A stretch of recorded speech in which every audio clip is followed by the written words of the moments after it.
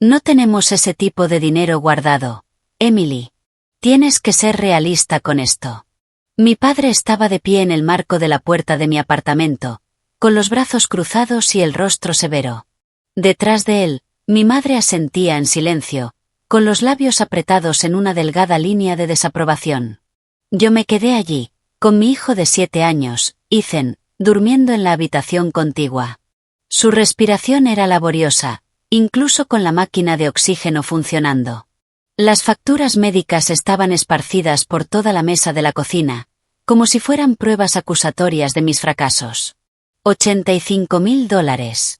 Esa era la cifra que el especialista había mencionado para el tratamiento experimental que podría salvar la vida de Ethan. Su rara enfermedad cardíaca ya no respondía a los tratamientos convencionales, y el tiempo se nos estaba acabando. Si estás viendo esto, suscríbete y dale like al vídeo. Querrás saber cómo termina. Me llamo Emily, tengo 31 años y vivo en Columbus, Ohio. Trabajo como profesora de ciencias en una escuela secundaria mientras crío sola a Ethan. Su padre nos abandonó cuando Ethan fue diagnosticado a los 3 años. No pudo soportar tener un hijo enfermo. De eso hace ya 4 años, y desde entonces yo había librado esta batalla sola.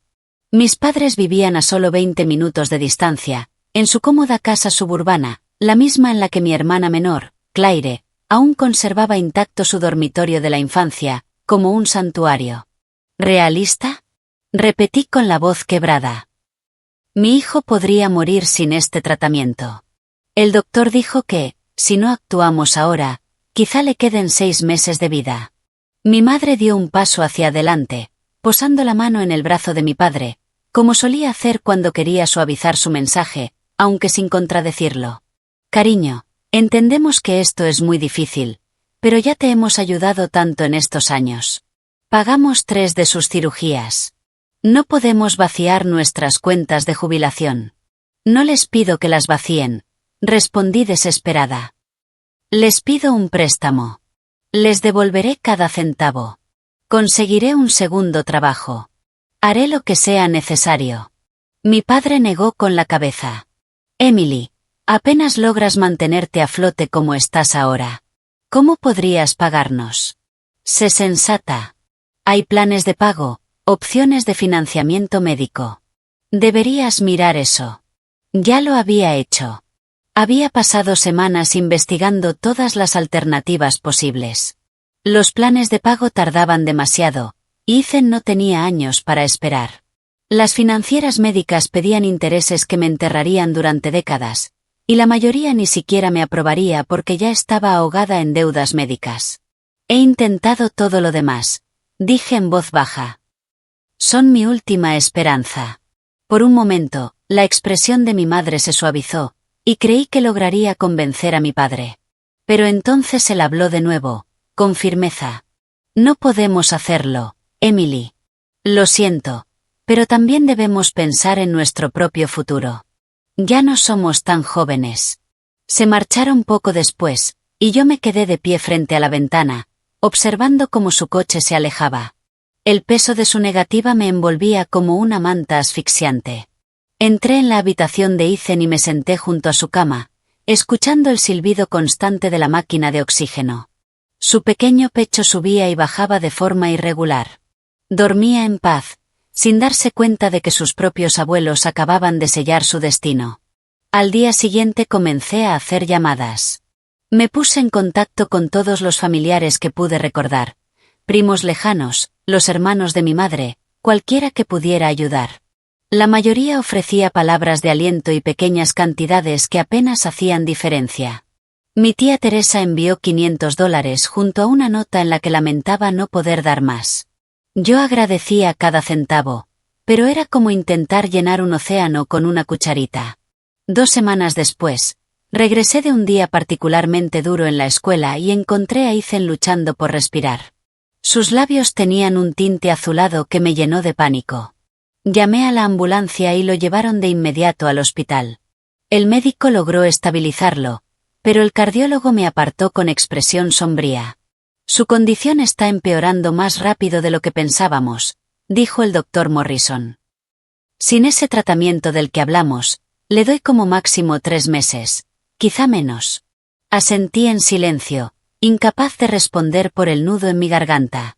Mi bebé tenía solo 3 meses de vida a menos que yo lograra reunir $85.000. Esa misma noche inicié una campaña de recaudación en línea. Puse todo mi corazón en la descripción. Compartí fotos de la sonrisa brillante de Ethan antes de que se enfermara tanto. Amigos compartieron la publicación, colegas de la escuela donaron, incluso algunos padres de mis alumnos colaboraron. Pero tras 2 semanas, apenas había reunido $12.000. Ni siquiera era una fracción suficiente. Entonces llegó la llamada de Claire. Su voz sonaba agitada, llena de emoción. Emily, tengo la noticia más increíble. Jeffrey me propuso matrimonio. Nos vamos a casar. Intenté sonar entusiasta, aunque el peso en mi pecho era insoportable. Eso es maravilloso, Claire. Felicidades. Lo sé, ¿verdad? Y mamá y papá están siendo increíblemente generosos. Van a pagar toda la boda. ¿Puedes creerlo? Dijeron que podemos tener lo que queramos, sin límites de presupuesto.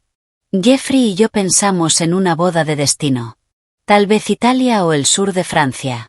Ay, Emily, va a ser absolutamente perfecta. Mi mano se aferró con fuerza al teléfono. ¿Sin límites de presupuesto? Ninguno. Papá dijo que es el día especial de su niña y que nada es demasiado bueno. La próxima semana nos reuniremos con los organizadores de bodas. La boda será dentro de 1 año, pero queremos empezar a planear ya para asegurarnos de tener todo lo que soñamos. Me quedé allí, en mi pequeño apartamento, rodeada de facturas médicas apiladas en cada superficie, con mi hijo luchando por cada aliento en la habitación contigua, mientras escuchaba a mi hermana hablar con euforia de su boda ilimitada. Algo frío y duro comenzó a formarse en mi pecho, una semilla de entendimiento que echaría raíces y crecería en los meses siguientes. Los meses que siguieron fueron un torbellino de visitas al hospital y una desesperación cada vez más grande. Toqué el límite de todas mis tarjetas de crédito, pedí préstamos personales con intereses abusivos y vendí todo lo que tenía de valor. El anillo de mi abuela, la única herencia que mi madre me había dejado, lo llevé a una casa de empeños por $800. Mi coche fue reemplazado por un sedán de 15 años que apenas funcionaba. Me mudé de mi apartamento de una habitación a un estudio para ahorrar en el alquiler. Mientras tanto, los planes de boda de Claire avanzaban como una fuerza de la naturaleza imparable. Cada cena familiar, cada llamada, cada interacción terminaba girando en torno a la boda. Mis padres estaban completamente consumidos por ella. Asistían a degustaciones en restaurantes de 5 estrellas, recorrían virtualmente villas en la Toscana, hablaban de arreglos florales que costaban más que mi salario mensual. Yo intentaba ser feliz por Claire, de verdad lo intentaba. Era mi hermana menor, y hubo un tiempo en que éramos muy unidas. Pero esa cercanía se había ido desvaneciendo con los años, a medida que se volvía más evidente que nuestros padres nos veían de manera muy distinta. Claire era la niña dorada, la que hacía todo bien. Claire se había graduado de la universidad con honores, consiguió un prestigioso empleo en una firma de marketing, salía con los hombres correctos de familias acomodadas. Yo, en cambio, fui la que quedó embarazada a los 23 años de un hombre que resultó ser un inútil, la que eligió ser maestra en lugar de una carrera más lucrativa, la que ni siquiera lograba mantener sano a su hijo. Una tarde de julio, mi madre me llamó. Emily, cariño, tenemos que hablar sobre la boda. ¿Qué pasa con la boda? Pregunté agotada, después de terminar una jornada de clases de verano y pasar 3 horas en el hospital con Ethan. Bueno, Claire quiere que seas dama de honor, por supuesto. Pero los vestidos costarán unos $300, y necesitamos que encargues el tuyo pronto.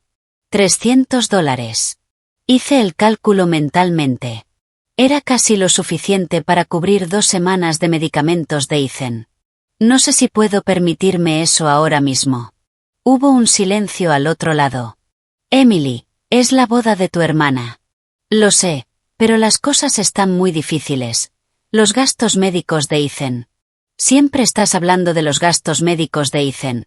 Me interrumpió mi madre, con un tono que se volvió más duro. Entiendo que esté enfermo, pero la vida sigue para el resto de nosotros. Este es el día especial de Claire. Cerré los ojos con fuerza. ¿Puedo pensarlo? La fecha límite para pedir el vestido es la próxima semana. Claire tiene mucha ilusión de que estés en el cortejo. Cuando colgué, me quedé sentada en la oscuridad de mi pequeño estudio y rompí a llorar. ¿Cómo habíamos llegado a esto? ¿Cómo mi familia podía estar tan ciega a lo que estaba pasando? Mi hijo se estaba muriendo, y ellos estaban preocupados por vestidos de damas de honor y planes de asientos en una recepción. La condición de Ethan siguió empeorando. El tratamiento experimental ya no era una opción. Habíamos perdido la ventana de oportunidad. Los médicos cambiaron a cuidados paliativos, centrados únicamente en mantenerlo cómodo. Cada día lo veía apagarse un poco más, su espíritu brillante desvaneciéndose junto con su fuerza física. Dejó de preguntar cuándo podría volver a la escuela. Dejó de hablar sobre su sueño de ser científico cuando creciera. Lo sabía, de la manera misteriosa en que los niños saben ciertas cosas. Entendía que se estaba quedando sin tiempo. Pedí una licencia en el colegio para poder estar con él. Mi directora fue comprensiva, pero era un permiso sin sueldo, lo que significaba que mi ya precaria situación económica se volvía catastrófica. Apliqué a todos los programas de ayuda, subvenciones y organizaciones benéficas que pude encontrar. La mayoría tenía listas de espera de meses o requisitos que no cumplía. En septiembre, 5 meses después de que mis padres me negaran ayuda, se celebró la despedida de soltera de Claire. Mi madre me llamó para contarme todos los detalles. Habían alquilado una villa en Napa Valley para el fin de semana. 12 de las amigas más cercanas de Claire. Todo pagado por mis padres. Catas de vino, tratamientos de spa, un chef privado. Fue absolutamente mágico, me dijo mi madre con entusiasmo. Claire estaba tan feliz. Tendrías que haber visto su cara. ¿Cuánto costó? Pregunté, sin poder contenerme. Oh, no lo sé exactamente. Tu padre se encargó de todo. Tal vez unos 10.000. Pero valió cada centavo por ver a Claire tan radiante. $10.000. Más de una décima parte de lo que podría haber salvado la vida de Ethan, gastados en un solo fin de semana. Sentí como algo dentro de mí se resquebrajaba. Un cimiento de lealtad familiar al que me había aferrado, pese a todo, se rompió en ese instante. Suena maravilloso, respondí con frialdad. Sabes, Emily, me gustaría que intentaras entusiasmarte más con esta boda. Claire siente que no la estás apoyando de verdad. Solté una carcajada amarga, un sonido que hasta a mí me sorprendió. ¿Claire siente que yo no la apoyo? Así es. Ha notado que estás distante. Y aún no confirmaste si serás dama de honor. No puedo pagar el vestido, mamá. Ya te lo dije. Bueno, tal vez si manejaras mejor tu dinero, no estarías siempre en esta posición. Las palabras quedaron flotando en el aire como veneno. ¿Manejar mejor mi dinero? Como si hubiera estado gastando en lujos, en lugar de pelear por mantener vivo a mi hijo. Como si el peso aplastante de las deudas médicas fuera un fracaso personal, y no el resultado de un sistema roto y de una familia que prefería fiestas costosas a la vida de su nieto. Tengo que irme, dije con la voz apagada. Ethan me necesita. Por supuesto que sí, respondió mi madre, y en su tono escuché el juicio implícito. Sabes, Emily, quizás si no te enfocaras tanto en los problemas de Ethan, podrías disfrutar más la vida. Claire sabe equilibrarlo todo tan bien. Colgué sin despedirme. Octubre trajo un frío que parecía instalarse en mis huesos. Ethan entraba y salía del hospital, su pequeño cuerpo luchando una batalla que no podía ganar. Los doctores empezaban a hablar en susurros sobre semanas, no meses. Yo pasaba cada momento posible a su lado, leyéndole sus libros favoritos, contándole historias sobre cómo podía ser el cielo, sosteniendo su mano mientras soportaba el dolor. Mis padres lo visitaban de vez en cuando, normalmente de camino a algún compromiso relacionado con la boda. Se quedaban unos 20 minutos, le daban una palmada torpe en la mano y se marchaban aliviados. Resultaba doloroso ver lo incómodos que se sentían con su nieto moribundo. Más doloroso aún era ver cuán ansiosos estaban por escapar de esa realidad y volver al mundo feliz de los preparativos de boda. Claire vino una vez. Se quedó en el umbral de la habitación del hospital, impecable con ropa de diseñador que seguramente costaba más que mi renta mensual, y apenas soportó 5 minutos antes de decir que debía irse a una prueba de vestido. «Está tan delgado», susurró en el pasillo, como si fuera una revelación. Como si yo no hubiera visto a mi hijo consumirse día tras día. «Sí», respondí simplemente. «Debe ser tan duro para ti». Me tocó el brazo en un gesto que quizá pretendía ser de consuelo, pero se sintió falso, como de compromiso. «Pero eres tan fuerte, Emily. Siempre has sido fuerte». Había escuchado esa palabra incontables veces en el último año, casi siempre de personas que se sentían aliviadas de no tener que ser lo bastante fuertes para pasar por esto. Lo bastante fuertes como para no necesitar ayuda. Lo bastante fuertes como para ver morir a tu hijo mientras tu familia gastaba una fortuna en una fiesta. «La boda es en 3 semanas», continuó Claire. «Realmente espero que reconsideres ser dama de honor. Significaría tanto para mí, y tal vez sería bueno para ti. Sabes, una oportunidad de celebrar algo feliz, de darte un respiro de todo esto». ¿Un respiro? Como si pudiera tomarme vacaciones de la muerte de mi hijo. Como si pudiera ponerme un vestido carísimo, sonreír y fingir que todo estaba bien mientras Ethan luchaba por cada aliento. «Lo pensaré», mentí, porque era más fácil que explicar lo que sus palabras realmente me hacían sentir. Las invitaciones de la boda habían llegado a mi apartamento 2 meses antes.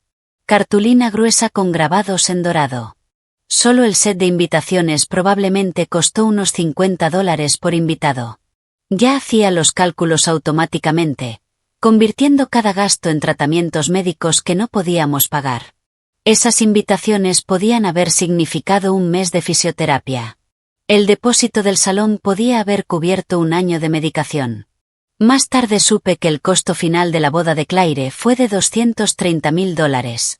230.000. El número retumbaba en mi cabeza como un grito. Habían gastado casi 3 veces lo que podía haber salvado la vida de Ethan en un solo día de celebración. El lugar del evento costó $80.000, prácticamente lo que yo había rogado. Las flores, $15.000. La comida, $40.000. El vestido, $12.000. Me fui enterando poco a poco, por conversaciones que escuchaba al pasar o por comentarios casuales de mi madre. Ella no tenía idea de lo que cada cifra me hacía, como cada número se sentía como una puñalada. O quizás sí lo sabía, y simplemente no le importaba. 2 semanas antes de la boda, Ethan tuvo un día especialmente malo. Su corazón estaba fallando, los monitores gritaban sus alarmas, las enfermeras corrían a la habitación. Yo estaba a su lado, apretando su pequeña mano, mirando al equipo médico luchar por estabilizarlo. Lo lograron, pero el doctor Morrison me apartó después. «Emily, no le queda mucho tiempo. Días, tal vez una semana. Creo que deberías considerar llamar a la familia, a cualquiera que quiera despedirse». «Llamé a mis padres», contestó mi padre, con voz distraída. «Emily, justo estamos en medio de los preparativos para la cena de ensayo. ¿Puede esperar?» «Ethan se está muriendo», dije, con la voz hueca. «El doctor dice que, como mucho, días». Hubo un silencio. «Oh, Emily, lo siento tanto. ¿Quieres que vayamos? ¿Que si quería que vinieran?» Mi hijo, su nieto, estaba muriendo y me preguntaban si los necesitaba allí. «Sí», respondí. «Creo que a Ethan le gustaría verlos». «Claro, intentaremos pasar mañana. Tenemos la visita final al salón en la tarde, pero quizá en la mañana». Vinieron al día siguiente, a las 10 de la mañana, con vasos de Starbucks en la mano. Se quedaron 15 minutos. Ethan estaba apenas consciente. Su respiración era forzada incluso con el oxígeno al máximo. Mi madre lloró un poco, secándose los ojos con un pañuelo que seguramente costaba más que el desayuno de mi hijo. Mi padre se quedó de pie junto a la puerta, revisando su reloj 2 veces. «Tenemos que irnos», dijo al fin. «La florista nos espera a las 11». «¿La florista?». Repetí con incredulidad. Para los centros de mesa. Es importante que quede perfecto. No hay margen de error tan cerca de la boda. Parecía ajeno a la ironía de sus palabras. Allí estaba, en una habitación donde el error más grande de todos, elegir flores por encima de la familia, estaba a punto de reclamar a su última víctima. Se marcharon con promesas de volver pronto. Promesas que yo sabía que no cumplirían. Claire nunca vino a despedirse de su sobrino. Estaba demasiado ocupada con las emergencias de último minuto de la boda, como el hecho de que un chelista del cuarteto de cuerdas se había enfermado y habían tenido que reemplazarlo. Ese era, al parecer, un drama que merecía múltiples llamadas frenéticas. Ethan murió un martes por la mañana, 3 días antes de la boda de Claire. Se fue en silencio, mientras dormía, con su pequeña mano aún en la mía.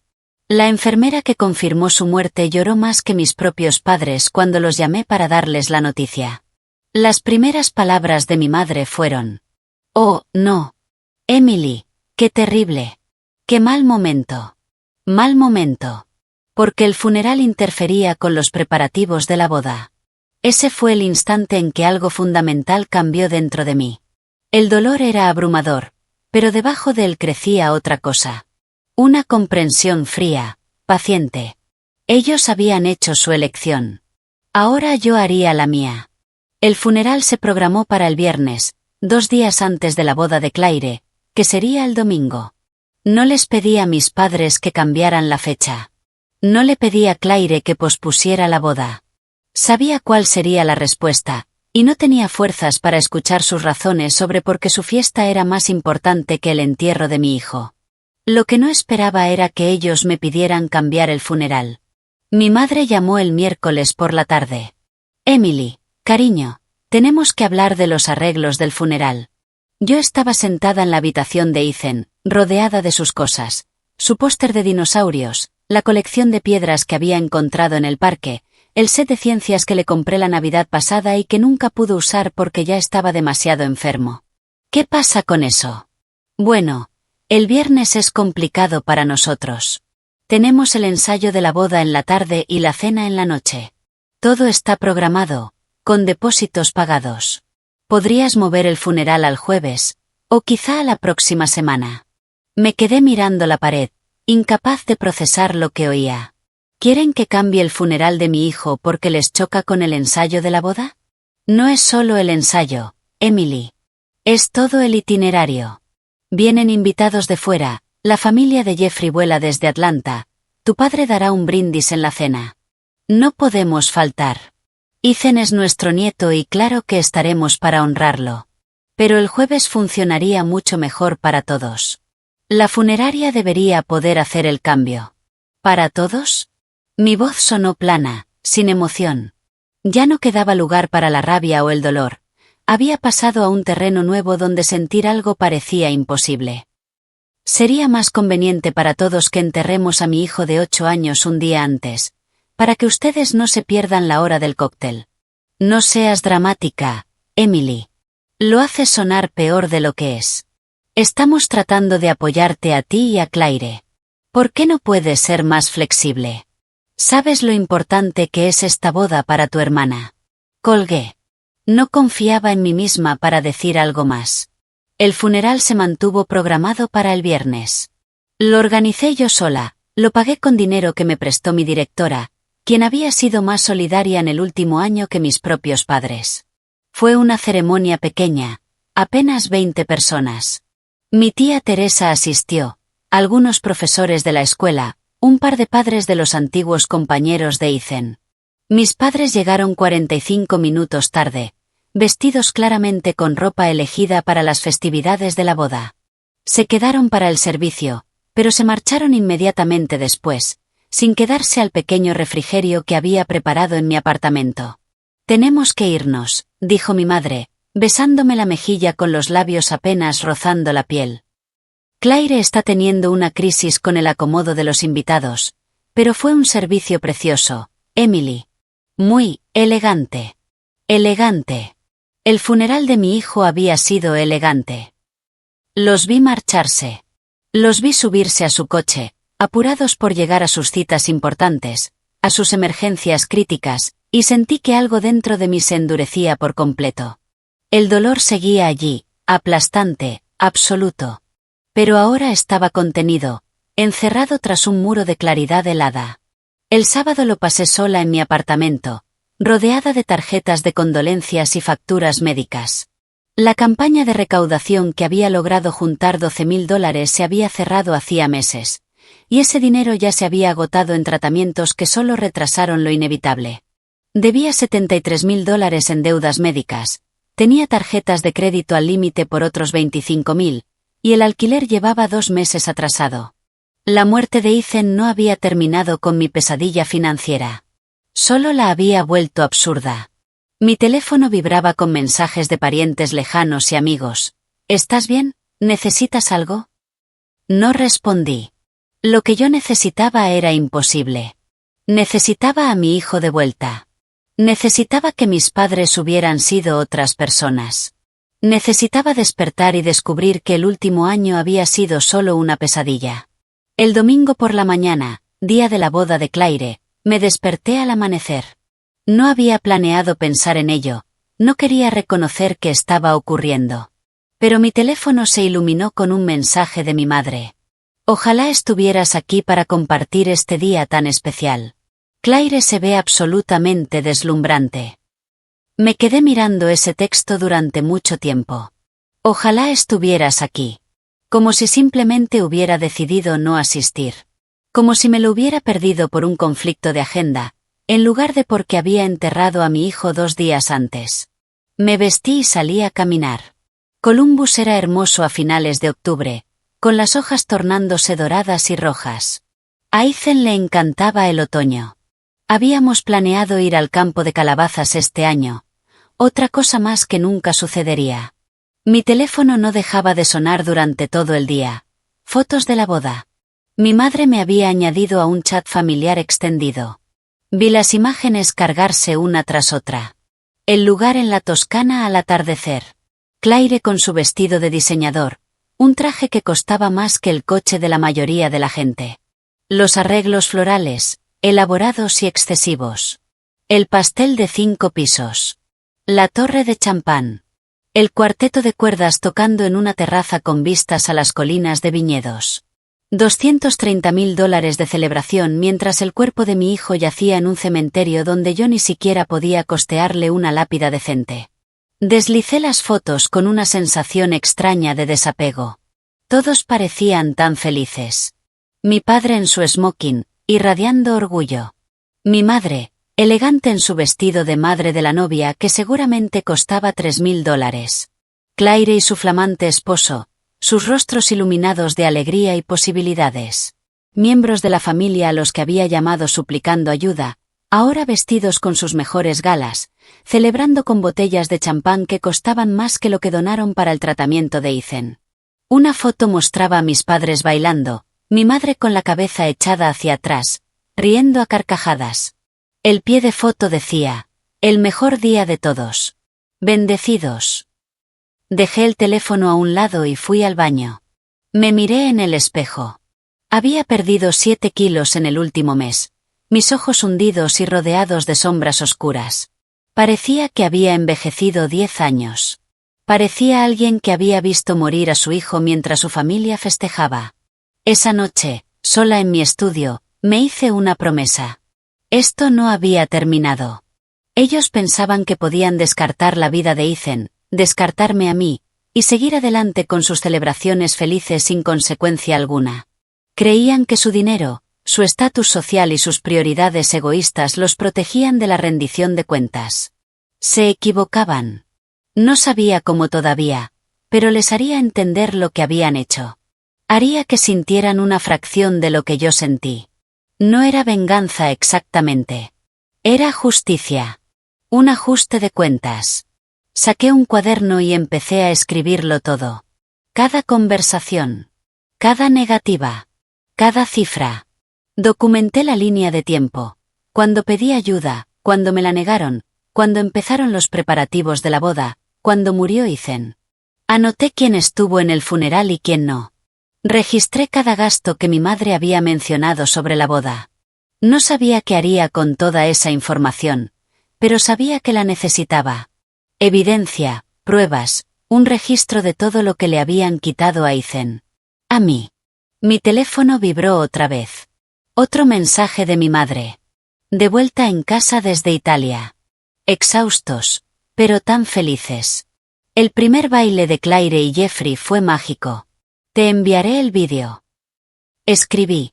Me alegra que lo hayan pasado bien. Los 3 puntos aparecieron, desaparecieron, aparecieron de nuevo. Finalmente llegó la respuesta. Iremos a verte la próxima semana para ver cómo estás. Seguro que ya te sientes mejor. ¿Mejor? Como si el duelo funcionara con un calendario. Como si una semana después de la muerte de tu hijo se esperara que estuvieras recuperada y lista para escuchar lo mágica que fue la fiesta de otra persona. No respondí. Las semanas posteriores a la boda pasaron en una neblina gris. Regresé al trabajo, moviéndome como un fantasma. Mis estudiantes fueron amables, más dulces que nunca. La administración me ofreció una licencia extendida por duelo, pero la rechacé. Necesitaba estructura, necesitaba algo que llenara las horas que antes estaban ocupadas por citas médicas, medicación y esperanza. Mis padres llamaban de vez en cuando, chequeos breves que sonaban más a obligaciones que a verdadera preocupación. ¿Cómo lo llevas?, preguntaban, para luego llenar el silencio con actualizaciones sobre la luna de miel de Claire, proyectos de remodelación en la casa, planes para las fiestas. Nunca mencionaban a Ethan. Era como si nunca hubiera existido. Como si reconocer su ausencia pudiera arruinar su buen humor.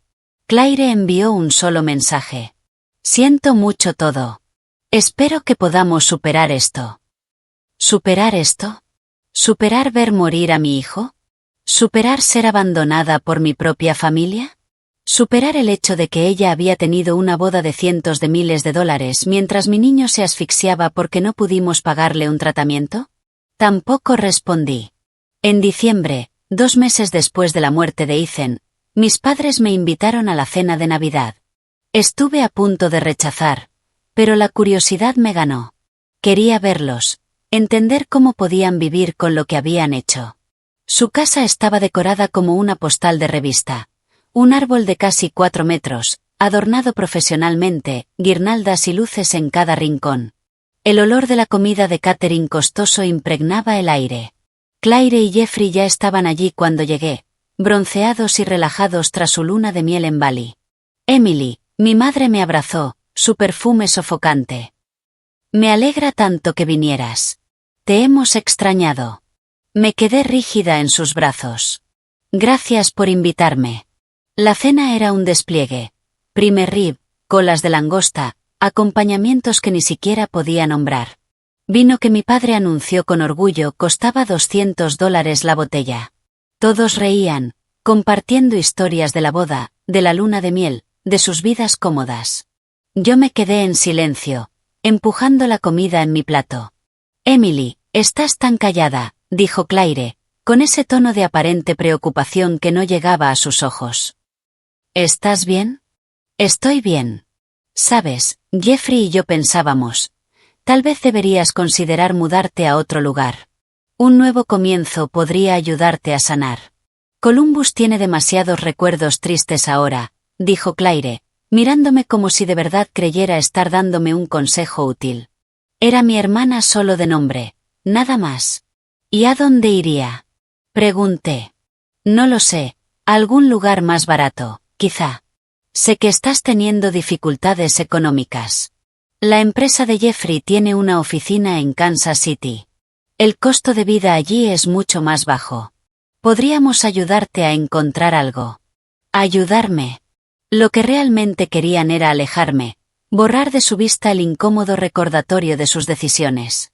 Lo pensaré, mentí otra vez. Mi padre carraspeó. Serio. Emily, tu madre y yo hemos estado hablando de tu situación. Creemos que deberías considerar la bancarrota. Es lo responsable, dadas tus deudas. ¿Bancarrota por las facturas médicas? Nunca podrás pagarlas con el salario de una maestra, añadió mi padre. Es mejor empezar de cero. Empezar de cero. Como si Ethan hubiera sido un error contable, un fallo financiero que se podía borrar con una firma. Podríamos ayudarte a encontrar un buen abogado de bancarrota, intervino mi madre. Tu padre conoce a varios. Dejé el tenedor con cuidado sobre el plato. ¿Saben qué me habría ayudado? $85,000. Hace 15 meses. La mesa quedó en silencio. Claire miró a Jeffrey, incómoda. La sonrisa de mi madre se congeló. Emily, dijo mi padre, con voz de advertencia. Ya hemos hablado de esto. Ah, ¿sí? Porque no recuerdo que lo discutiéramos en serio. Ustedes dijeron que no, y se acabó. Tomamos una decisión difícil en función de nuestra situación financiera. ¿Su situación financiera? Gesticulé alrededor del comedor. Esto no parece dificultad financiera. La boda de $230,000 no sugiere dificultad financiera. El rostro de Claire se tiñó de rojo. Eso no es justo. No lo es. Me levanté, la silla raspando contra el piso de madera fina. Ustedes gastaron casi 3 veces lo que pudo haber salvado la vida de Ethan en un solo día. Una fiesta. Flores, pasteles y un vestido que usarás una sola vez. Emily, basta. Mi padre también se puso de pie, el rostro enrojecido de furia. Tomamos la decisión que creímos correcta. No vamos a disculparnos por apoyar la felicidad de tu hermana. ¿Y qué hay de apoyar la vida de Ethan? Él estaba enfermo, replicó mi madre, la voz temblorosa. El doctor dijo que no había garantía de que el tratamiento funcionara. No íbamos a tirar el dinero en algo que quizá ni siquiera ayudara. Pero sí tiraron el doble en recuerdos de un solo día, en centros de mesa que terminaron en la basura al día siguiente. Lárgate, dijo mi padre con dureza.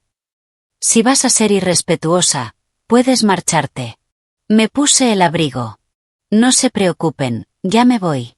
Estás amargada porque tu vida no resultó como querías, me gritó Claire mientras me dirigía a la puerta. No es nuestra culpa que tomaras malas decisiones.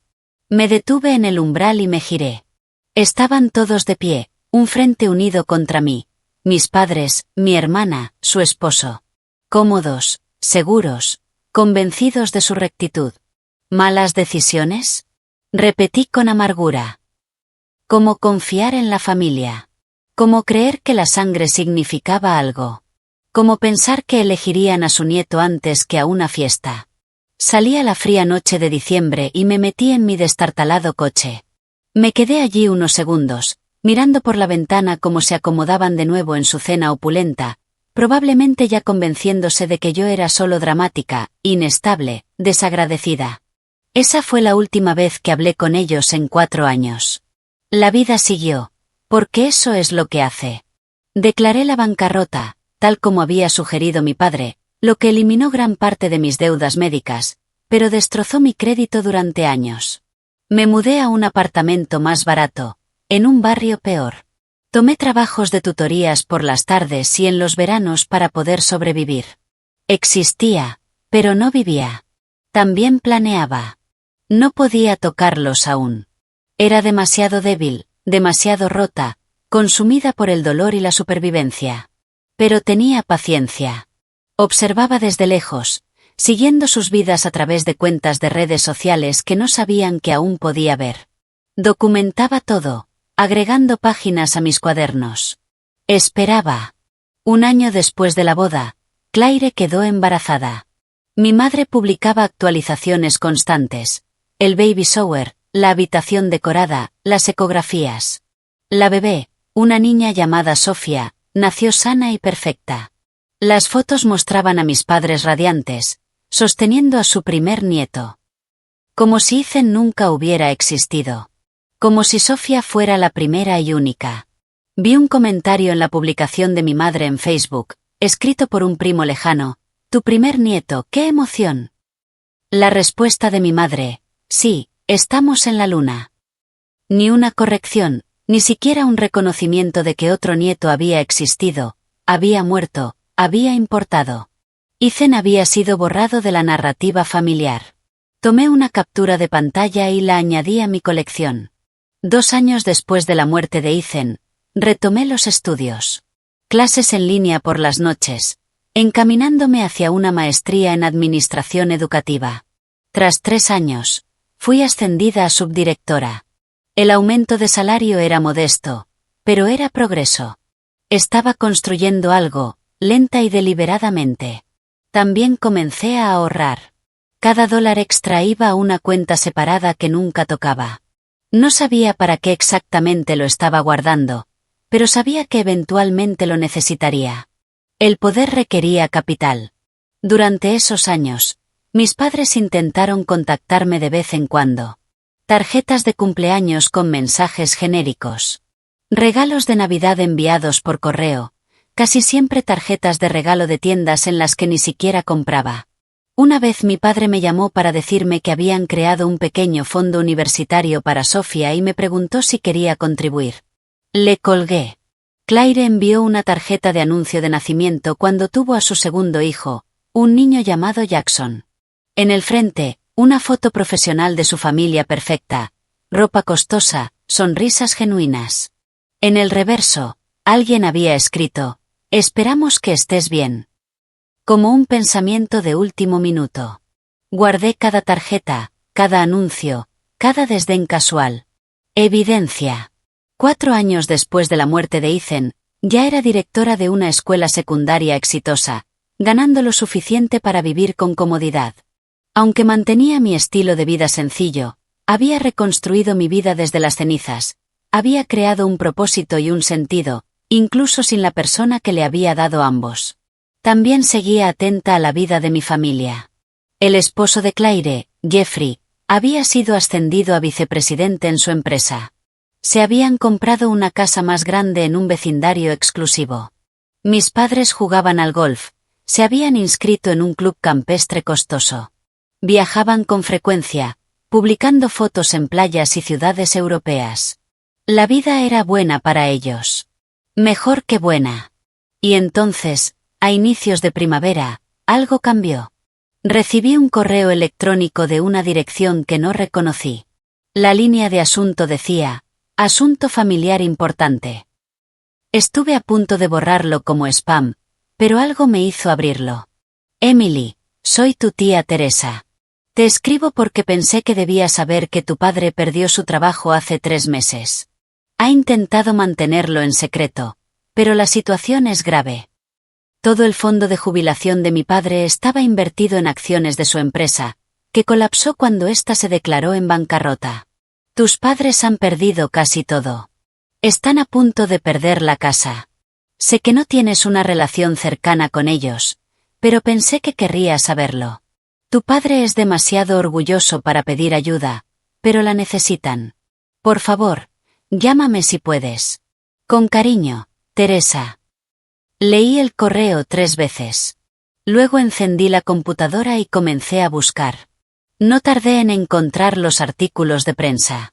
La compañía en la que mi padre había trabajado, una firma manufacturera regional, había estado envuelta en un escándalo masivo de fraude. El director ejecutivo enfrentaba cargos federales.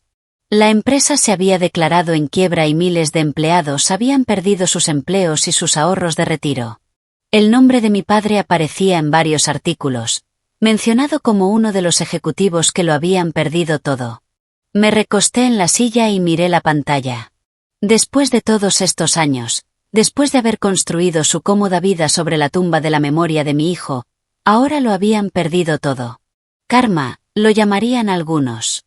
Justicia, dirían otros. Yo no tenía un nombre para lo que sentía. No era satisfacción exactamente. Era más bien reconocimiento. El universo se había movido, y de pronto yo ya no estaba indefensa. Una semana después sonó mi teléfono. El número de mi madre. Lo miré parpadear, dejar sonar, irse al buzón de voz. Llamó de nuevo al día siguiente. Y al siguiente. Nunca contesté. Hasta que una tarde de mayo golpearon la puerta de mi apartamento. Miré por la mirilla. Era mi padre. Se veía más viejo de lo que recordaba, más delgado, encorvado, apagado. Abrí la puerta, pero dejé la cadena puesta. Sí. Emily, Su voz se quebró al pronunciar mi nombre. Por favor, necesitamos hablar. ¿De qué? ¿Puedo pasar? No. Se estremeció, como si esa sola palabra le doliera. Sé que las cosas han sido difíciles entre nosotros. Sé que hemos cometido errores, pero somos familia. Necesitamos ayuda. ¿Ayuda? Repetí, saboreando la palabra como algo extraño en mi boca. Perdí mi trabajo. Probablemente lo oíste. Estamos en serios problemas económicos. La casa está en ejecución hipotecaria. El seguro médico de tu madre se acabó y tiene algunos problemas de salud que necesitan atención. Les estamos pidiendo ayuda a nuestras hijas. Claire y Jeffrey hacen lo que pueden, pero tienen su propia familia. Pensamos que quizá tú podrías contribuir con algo, aunque fuera una cantidad pequeña. Un préstamo, tal vez, que podrías recuperar cuando tu situación mejore. Lo miré a través de la rendija de la puerta. ¿Cuándo mi situación mejore? Sé que ahora te va mejor. Vi en línea que eres directora. Eso debe pagarse bien. No pediríamos esto si no estuviéramos desesperados. ¿Desesperados? Dije en voz baja. Qué interesante. Recuerdo haber estado desesperada una vez. Su rostro se sonrojó. Emily, por favor. Este no es momento de remover el pasado. No lo es. Esbocé una sonrisa, y no fue una amable. Me estás pidiendo dinero porque enfrentas la ruina económica. Eso me resulta familiar. Esto es distinto. ¿Cómo? Somos tus padres, y Ethan era tu hijo. El silencio se extendió entre nosotros como un abismo. ¿Cuánto necesitan? Pregunté al fin. La esperanza se encendió en sus ojos, patética, desnuda. Debemos unos 90.000 de la hipoteca. Si lográramos esa cantidad, podríamos conservar la casa. Pero cualquier cosa ayudaría. Incluso 20 o 30.000 nos darían tiempo para buscar una solución. $90.000. Más de lo que pudo haber salvado la vida de Ethan. Sentí que algo frío y definitivo se asentaba en mi pecho. Lo pensaré, respondí, y cerré la puerta en su cara. Me apoyé contra la pared, sonriendo. Por fin, después de 4 años de espera, de planear, de reconstruirme desde la nada, había llegado la oportunidad que aguardaba. Ahora comenzaba el ajuste de cuentas. No contacté a mis padres durante 2 semanas. Que esperaran. Que se retorcieran en la incertidumbre. Que sintieran la ansiedad que yo había sentido. Sabía que su situación empeoraba día a día porque revisaba las listas públicas de ejecuciones hipotecarias. Su casa, la casa en la que había crecido, estaba programada para subasta en 45 días. En esas 2 semanas, mi madre me llamó 17 veces. Mi padre, 9. Claire envió 3 largos mensajes de texto, explicando cómo mis padres siempre habían hecho lo mejor que podían, que eran buenas personas que habían cometido errores, que la familia debía perdonar y ayudarse. La ironía, al parecer, le era invisible. No respondí a ninguno. En lugar de eso, investigué. Indagué en su situación financiera tanto como pude desde fuera. La casa valía unos $320.000 y debían 90.000. Tenían algo de patrimonio, pero no suficiente para empezar de nuevo en un buen lugar. Tendrían que mudarse a un apartamento modesto, quizá en una zona menos deseada.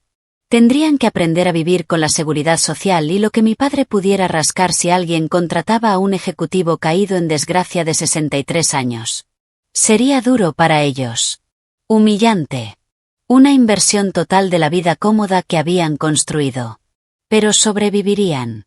Esa era la diferencia entre su situación y la de Ethan. Ellos no iban a morir. Solo iban a estar incómodos. El día 15, finalmente devolví la llamada a mi padre. Emily, sonaba jadeante, desesperado. Gracias a Dios. Estaba tan preocupado de que no llamarás.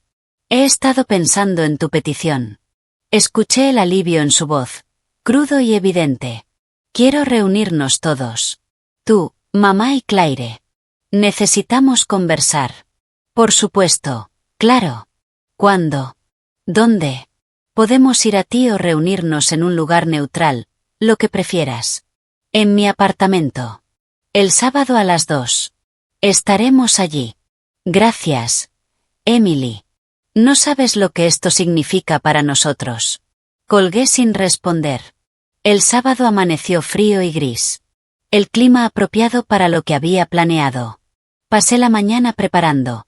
Acomodé sillas en mi pequeño salón. Puse una carpeta sobre la mesa de centro. Había impreso documentos, organizados cronológicamente. Todo estaba listo. Llegaron exactamente a las 2 en punto, los tres. Mi padre se veía aún peor que cuando vino a mi puerta, el traje colgando de un cuerpo adelgazado. Mi madre parecía haber envejecido una década, con el cabello más canoso de lo que recordaba y el rostro surcado de preocupación. Claire estaba incómoda, demasiado arreglada para mi modesto apartamento, aferrando su bolso de diseñador como si fuera un escudo. Emily, dijo mi madre, avanzando como para abrazarme. Retrocedí un paso. Siéntense. Se acomodaron juntos en mi desvencijado sofá, apiñados como niños llamados al despacho de un director, que, supongo, era lo que eran. Yo me mantuve de pie. Me pidieron $90,000. Sabemos que es mucho, comenzó mi padre. Pero estamos dispuestos a ofrecer garantías, firmar un acuerdo formal de préstamo. Te lo pagaríamos con intereses. ¿Cómo? Pregunté con frialdad. No tienes ingresos. Mamá no trabaja. ¿Con qué me pagarían? Estoy buscando empleo. Algo saldrá. ¿A los 63 años? ¿Con tu reputación manchada por un escándalo de fraude? Se estremeció. Eso no fue culpa mía. Yo no sabía lo que hacía el director general. Ignorancia no es inocencia. Eras un ejecutivo de alto nivel. Deberías haberlo sabido. Tomé la carpeta de la mesa de centro. Pero no estamos aquí para hablar de tus fracasos profesionales. Estamos aquí para hablar de tu petición de dinero. ¿Nos ayudarás? Preguntó mi madre, con voz débil. Depende. Primero tengo algunas preguntas. Abrí la carpeta y saqué el primer documento. ¿Recuerdan esta conversación? 16 de mayo, hace 4 años. Vine a ustedes a pedir $85,000 para el tratamiento de Ethan. El rostro de mi madre palideció. Emily, ya hemos hablado de esto. Sí. Porque no lo creo. No de verdad. No con honestidad. Levanté el documento, una impresión de mi página original de recaudación de fondos, con el costo del tratamiento claramente indicado, 85,000. Me dijeron que no podían permitírselo, que debían pensar en su jubilación, que yo tenía que ser realista. Tomamos la mejor decisión que pudimos en ese momento, respondió mi padre con rigidez. Ah, ¿sí? Saqué otro papel. Este es un recibo de la organizadora de la boda de Claire.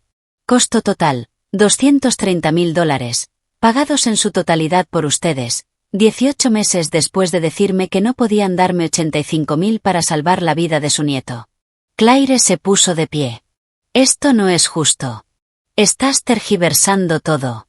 Siéntate, ordené, con un tono tan duro que obedeció de inmediato. Aún no he terminado. Saqué más documentos, poniéndolos sobre la mesa uno por uno. Lugar de la boda, 80,000.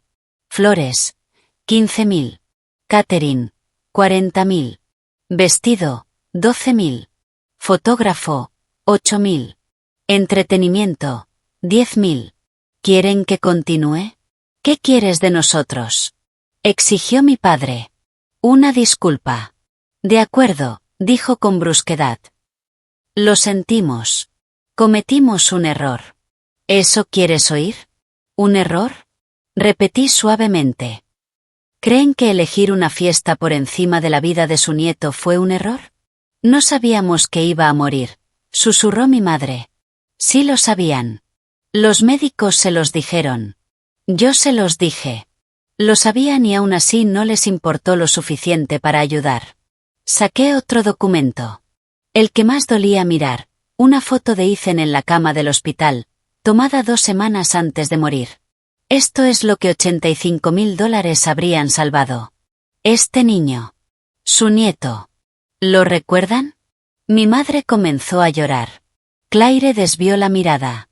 Mi padre se quedó observando la foto con una expresión ilegible.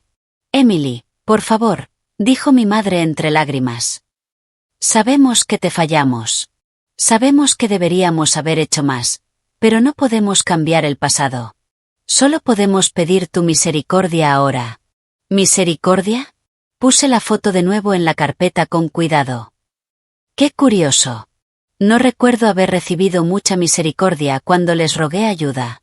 Cuando vendí todo lo que poseía. Cuando agoté todas mis tarjetas de crédito. Cuando me mudé a un estudio y comía ramen para poder pagar las medicinas de Ethan. No entendíamos lo grave que era, dijo mi padre. ¿No lo entendían? Se los repetí múltiples veces. Les mostré las facturas médicas. Les expliqué que sin tratamiento, él moriría. ¿Qué parte de eso no estaba clara? Silencio. Pero entendieron perfectamente la importancia de la boda de Claire. Entendieron que los centros de mesa debían ser exactos, que el lugar debía ser perfecto, que su hija merecía lo mejor que el dinero pudiera comprar. Me senté frente a ellos, mi voz calmada, medida. Esto es lo que aprendí en los últimos 4 años. No ayudaron a Ethan porque no quisieron. No era cuestión de dinero. Ustedes tenían el dinero. Lo demostraron. Era cuestión de elección. Eligieron lo que realmente les importaba. Eso no es cierto, protestó Claire. Solo querían proteger su jubilación. ¿De veras? Porque gastaron casi 3 veces esa supuesta protección en tu boda. Las matemáticas no mienten, Claire. Las prioridades tampoco. Mi padre se inclinó hacia adelante. Emily, entiendo que estés enojada. Tienes todo el derecho. Pero, ¿de verdad vas a castigarnos ahora, cuando más te necesitamos? ¿Vas a ser tan cruel como crees que lo fuimos nosotros? Cruel. Saboreé la palabra. ¿Es cruel tomar decisiones basadas en lo que te importa? ¿Es cruel decidir que tus recursos deben destinarse a tus propias prioridades en lugar de a la crisis de otro? Porque eso fue lo que me enseñaron. Esa fue la lección cuando Ethan estaba muriendo. Entonces, ¿no nos ayudarás? Dijo mi madre, con tono plano. No dije eso. Saqué de la carpeta un cheque que había preparado.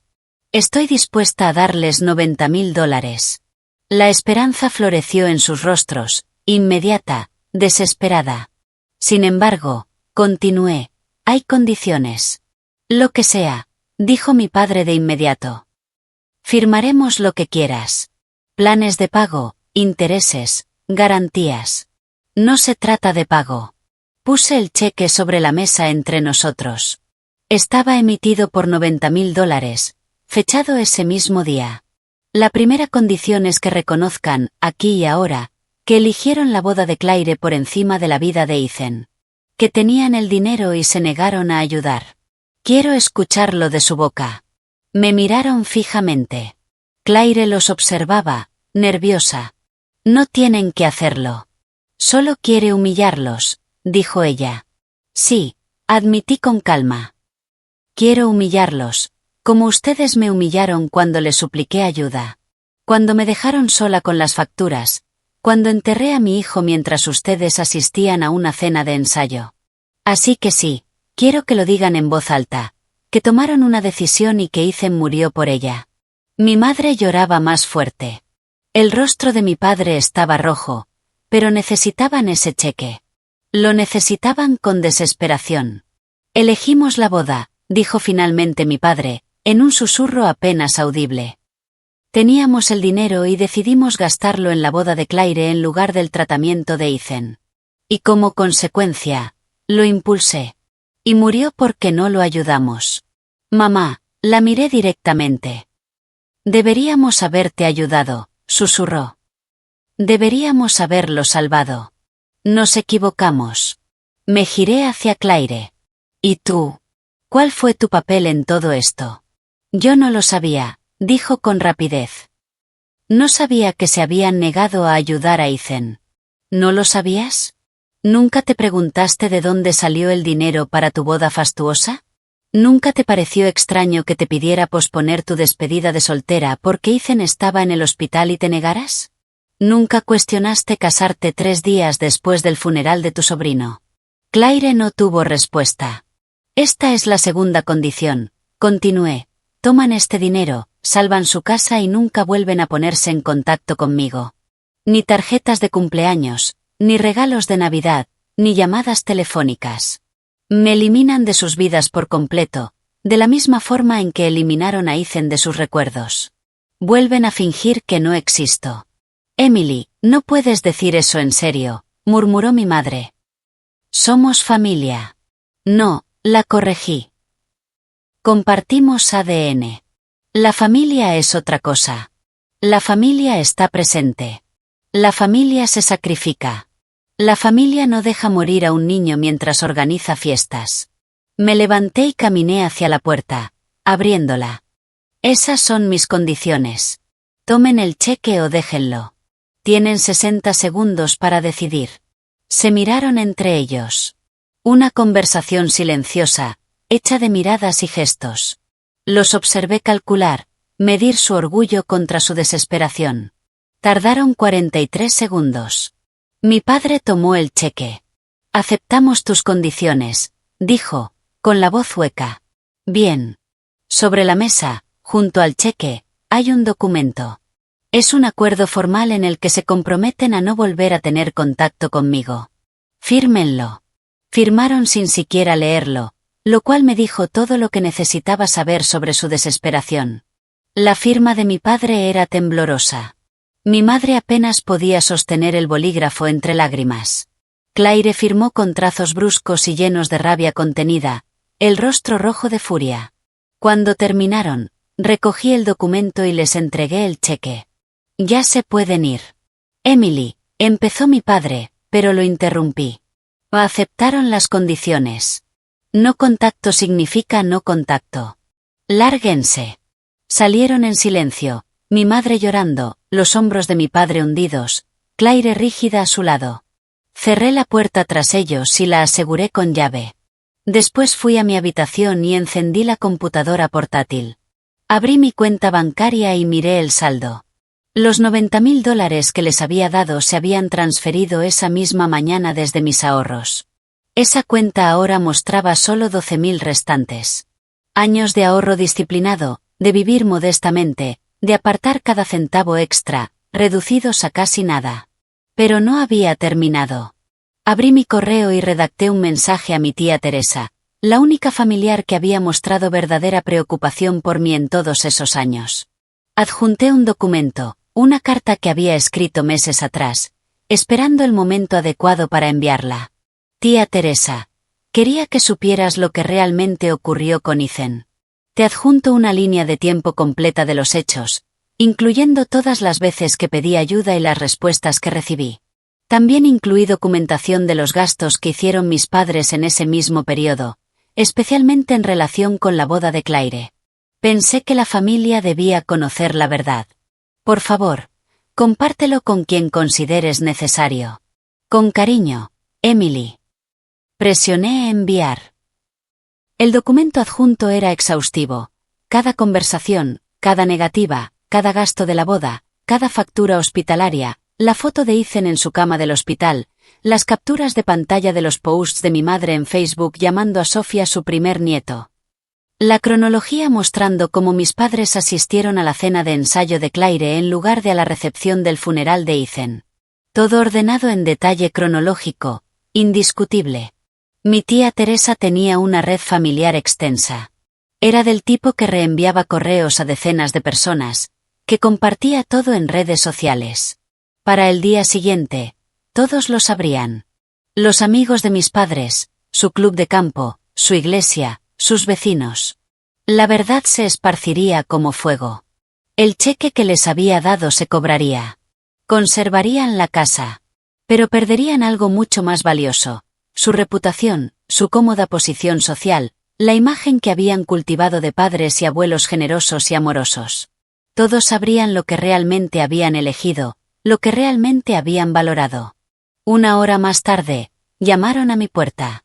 Miré por la mirilla y vi a Claire sola, con el rostro desencajado de furia. Abrí la puerta, pero no la invité a pasar. Firmaste un acuerdo de no contactarme. Ese correo que enviaste.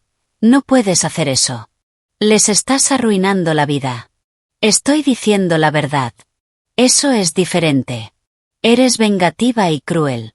Los estás destruyendo por resentimiento. No, respondí con calma. Les estoy dando exactamente lo que ellos me dieron a mí. Consecuencias. Las acciones tienen consecuencias. Claire. Ellos tomaron decisiones, y ahora deben vivir con ellas. Igual que yo tuve que vivir viendo morir a mi hijo. Te dieron $90,000. Me devolvieron una fracción de lo que le arrebataron a Ethan, a mí. Y solo lo hicieron porque no tenían otra opción. Si no estuvieran desesperados, ¿lo habrían hecho? Las dos sabemos la respuesta. Nunca vas a superar esto, ¿verdad? Vas a odiarnos para siempre. No los odio, dije, y me sorprendí al darme cuenta de que era cierto. Odiar requiere importar. Y ustedes ya no me importan. Dejaron de ser mi familia el día que eligieron una fiesta sobre la vida de mi hijo. Ahora solo son extraños que comparten mi apellido. Mamá está destrozada. Papá parece roto. ¿Valió la pena? Pregúntale a Ethan si valió la pena. Oh, espera, no puedes. Porque está muerto. El rostro de Claire se quebró. Eres tan despiadada como ellos dicen. ¿Despiadada? Mi corazón se rompió hace 4 años y tú no estuviste para verlo. Estabas demasiado ocupada planeando tu boda perfecta y tu vida perfecta. Así que no me hables de ser despiadada, Claire. Tú no tienes derecho a usar esa palabra. Se dio la vuelta y se marchó. Cerré la puerta tras ella por última vez, cerrándola también a mi familia biológica. Durante los meses siguientes, supe por vías indirectas lo que les ocurrió. Mis padres, en efecto, fueron socialmente marginados. Los amigos dejaron de llamarlos. La membresía del club de campo, que siempre habían lucido con orgullo, no fue renovada discretamente. Ir a la iglesia se volvió tan incómodo que dejaron de asistir. Conservaban su casa, pero ésta se transformó en una especie de prisión, un lugar donde convivían a diario con el peso de sus decisiones. Mi padre consiguió trabajo como consultor al cabo de un tiempo, ganando apenas una fracción de lo que había sido su salario anterior. Mi madre desarrolló problemas de ansiedad y comenzó terapia. Claire y Jeffrey se mudaron a otro estado, poniendo distancia entre ellos y el escándalo. Sus tarjetas de Navidad, que antes eran producciones elaboradas, dejaron de llegar por completo. Supe que mi madre llegó a decirle a la gente que yo había muerto, porque le resultaba más fácil que explicar por qué su hija no quería tener nada que ver con ella. Supongo que, en cierto modo, yo estaba muerta para ellos. Había muerto la hija agradecida por las obras, la que aceptaba ser siempre la segunda, la que tragaba su dolor para mantener la paz. Esa persona ya no existía. En cuanto a mí, seguí construyendo mi vida. Eventualmente volví a salir con alguien, aunque con cautela. Hice amigos verdaderos, de esos que aparecen cuando la vida se complica. Viajé a lugares que Ethan habría amado y esparcí sus cenizas en sitios hermosos alrededor del mundo. Viví por los dos. Los $90,000 que entregué a mis padres valieron la pena. No porque merecieran ayuda, sino porque me dieron cierre. Demostré que yo era la mejor persona, la que mostró misericordia incluso cuando a mí no me fue mostrada. Y luego me alejé, dejándolos vivir con el peso de sus elecciones. Algunos podrían decir que fui cruel. Que el perdón verdadero significa soltar por completo, ayudar sin condiciones. Pero esas personas nunca vieron morir a su hijo en soledad mientras su familia celebraba en otra parte. Nunca tuvieron que elegir entre pagar la electricidad o comprar medicinas. Nunca tuvieron que enterrar a su bebé con dinero prestado mientras sabían que se gastaban $230,000 en flores y pasteles. Yo les di a mis padres lo que me pidieron, pero bajo mis condiciones. Cumplí mi obligación como hija una última vez, y luego cerré esa puerta para siempre, tal como ellos la cerraron en la cara de Ethan cuando más los necesitaba. Al final, la venganza no fue crueldad. Fue justicia. Fue equilibrio. fue asegurar que las consecuencias alcanzaran a las acciones. Ellos me enseñaron que la familia era condicional, que el amor tenía límites, que algunas vidas valían más que otras. Yo simplemente les devolví sus lecciones, envueltas en un cheque que no podían rechazar y en una verdad de la que no podían escapar. Y avancé hacia un futuro en el que ellos nunca formarían parte, llevando conmigo la memoria de Ethan, finalmente en paz.